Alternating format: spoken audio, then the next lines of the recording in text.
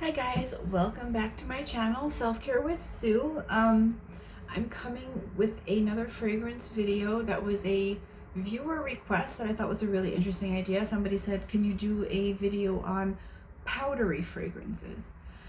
And at first I was like, I think I only have like 2 or 3, but then I started actually looking through what I've got, and I had to cut the list down a little bit or I would have been here for 6 hours because I do have a lot of powdery fragrances.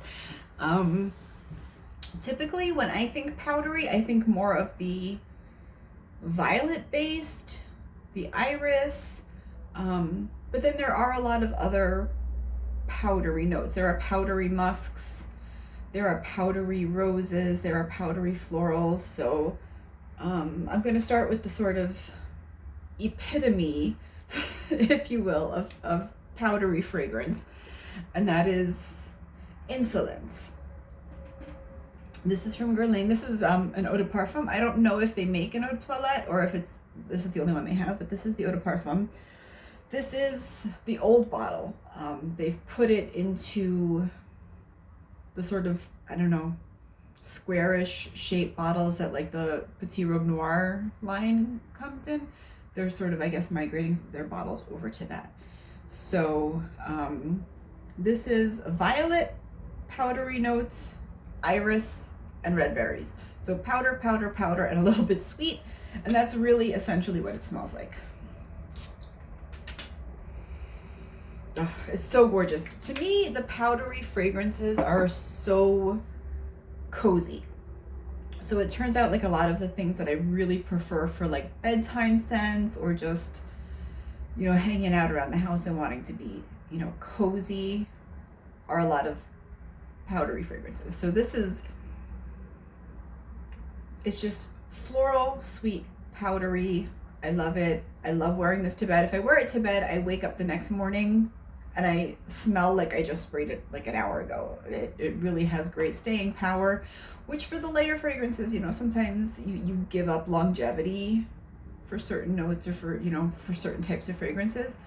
I find this one really impressive. It's worth every penny you could spend on it and then some, as far as I'm concerned. It's really beautiful. So the next one I have is Narciso Rodriguez for her. And I find the Narciso Rodriguez perfumes a little confusing because like if you look up online, they seem to all be called Narciso Rodriguez. But there's pink and black and white, and there's so many different bottles. So this is for her, the eau de parfum, I believe. Yeah.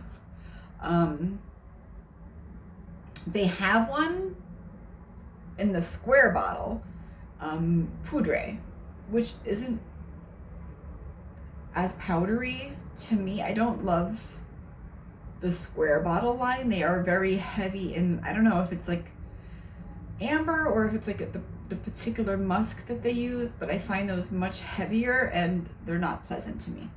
So this one is the For Her in the pink bottle, because sometimes all you know is the color of the bottle it came in. And this one's really pretty to me. This one, the top notes are rose and peach with musk and amber, and then patchouli and sandalwood in the bottom. So the musk is definitely a little powdery. The rose is definitely coming across powdery, and sandalwood sometimes, you know, can be kind of a creamy, powdery, really soft for a wood. So that's just another gorgeous, you can find it on some of the like discount sites for not a lot of money, but it's a beautiful fragrance. I really love it. Next up, we have La Vie est Belle, L'Éclat. So this is the lighter version. It's a little less sticky, syrupy sweet than the original. I want to say the original has like a, is it a caramel note or a praline note or something like that? That's a little super sweet. This one's a little bit lighter. So we've got mandarin orange, bergamot, and freesia in the opening, orange blossom, white flowers, iris, and jasmine sambac in the middle, and then vanilla, sandalwood, and patchouli in the dry down. You definitely get the orange blossom, the white flowers, the mandarin and the bergamot, it's a little bit of freshness at the top when you first spray it, but it doesn't come across as citrusy. It's not like a citrus fragrance. The first time I got this, I sprayed it and I'm like, oh, that smells like those, like the little candy hearts. There's like a powdery candy note to it that it's sweet, it's pretty, and it smells like little I love you candy hearts, you know, those little chalky candies that you get at like Valentine's, you know. Okay, the next one I don't have a full bottle of, but I have, this is from Royalty Scents, I think this one is. And it's Jonquille de Nuit from Tom Ford. That's really pretty. Okay, so this one, Mimosa, Violet Leaf, and Cyclamen, Bitter Orange, Blossom, and Angelica. Those are all top notes. And then Narcissus, and then Orris and Amber in the base. So the Violet Leaf comes a little powdery. The Orris is definitely powdery. But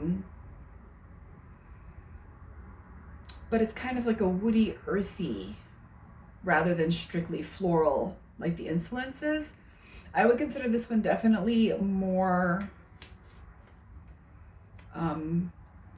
genderless. Like anyone could wear this. It's less sweet, it's less flowery, but it's still powdery, it's still pretty, it's still like cozy for a fragrance.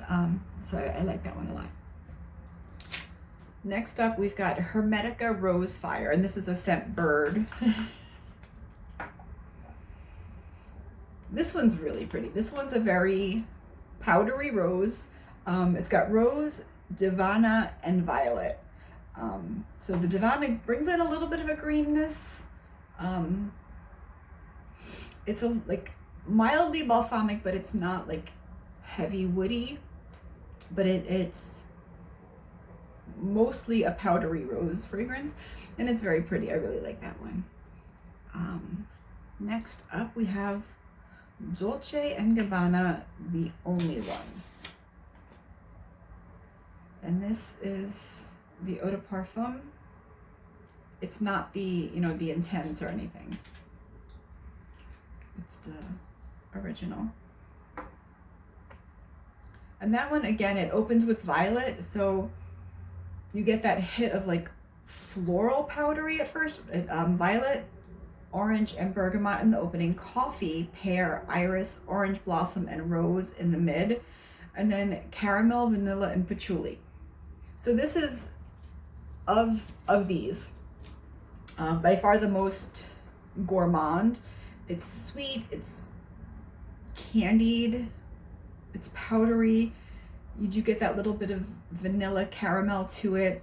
But you know, between the iris and the violet, you get a lot of powder, sweet, slightly floral, but to me, especially in the dry down, you really get that vanilla caramel, and it wears beautifully. It's really gorgeous. The next one I have kind of as an honorable mention, because I only have this little sample and I have the dupe from Alt, because I can't wear this perfume.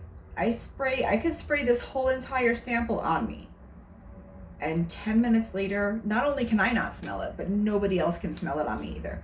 It just, for some reason, my skin completely absorbs black opium and it's gone. But it fits the category. It's a beautiful fragrance. For the few minutes that I can smell it, I love it. The Alt dupe of it I can wear for hours, and it's beautiful and I love it. So we get pear, pink pepper, and orange blossom, coffee, jasmine, bitter almond, and licorice, and then vanilla, patchouli, cedar, and cashmere wood. So it's famously... Hi, I accidentally cut out in the middle of recording that last video, so I'm just gonna hop in here to just wrap up that last sentence that somehow I didn't catch. So the black opium is pretty much universally known as like a coffee gourmand scent, but it leans also very powdery. And like I was saying, for me, the alt dupe performs way better. So I'm going to see if I can stick the link for that on here as well. And that's it. I hope you liked the video. I'm sorry that the end of it is kind of messed up like this, but hopefully you'll still give me a thumbs up, like, follow, subscribe, all that good stuff. If you like powdery scents, let me know what you think of my list. Let me know if you think I left anything out, and I will see you soon. Bye.